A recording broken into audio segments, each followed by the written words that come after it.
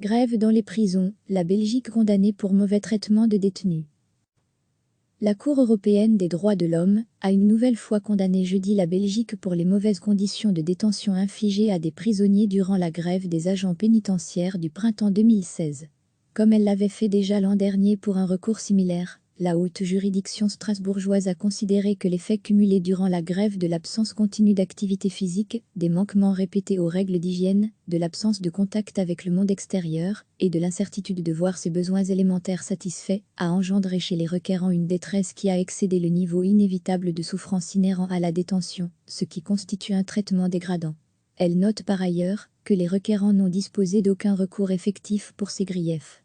La Belgique devra verser 3 500 € de dédommagement plus 1 500 € pour frais et dépens à chacun des 25 détenus requérants. Ceux-ci, avant de se pourvoir devant la CEDH, avaient été déboutés par la Cour d'appel de Bruxelles, a indiqué Alexander Hamel, l'un des avocats des requérants.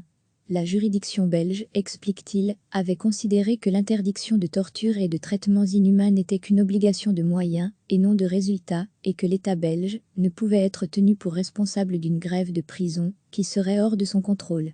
Mes clients sont satisfaits de voir la Cour européenne rectifier l'arrêt controversé de la Cour d'appel de Bruxelles, a commenté Hamel.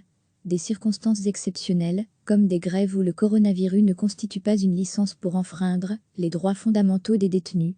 L'avocat dit avoir bon espoir dans les réformes du gouvernement concernant le service minimum dans les prisons, afin que de telles pratiques ne puissent plus se produire à l'avenir. La Cour européenne des droits de l'homme a une nouvelle fois condamné jeudi la Belgique pour les mauvaises conditions de détention infligées à des prisonniers durant la grève des agents pénitentiaires du printemps 2016. Comme elle l'avait fait déjà l'an dernier pour un recours similaire, la haute juridiction strasbourgeoise a considéré que les faits cumulés durant la grève de l'absence continue d'activité physique, des manquements répétés aux règles d'hygiène, de l'absence de contact avec le monde extérieur et de l'incertitude de voir ses besoins élémentaires satisfaits a engendré chez les requérants une détresse qui a excédé le niveau inévitable de souffrance inhérent à la détention, ce qui constitue un traitement dégradant. Elle note par ailleurs que les requérants n'ont disposé d'aucun recours effectif pour ces griefs. La Belgique devra verser 3 500 € de dédommagement plus 1 500 € pour frais et dépens à chacun des 25 détenus requérants. Ceux-ci, avant de se pourvoir devant la CEDH, avaient été déboutés par la Cour d'appel de Bruxelles, a indiqué Alexander Hamel, l'un des avocats des requérants.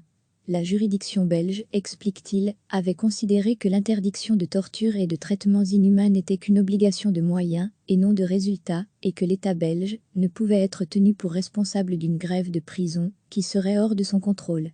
Mes clients sont satisfaits de voir la Cour européenne rectifier l'arrêt controversé de la Cour d'appel de Bruxelles, a commenté Hamel. Des circonstances exceptionnelles, comme des grèves où le coronavirus ne constitue pas une licence pour enfreindre les droits fondamentaux des détenus.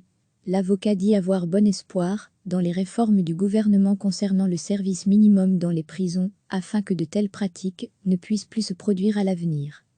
Cliquez sur s'abonner pour recevoir les dernières nouvelles.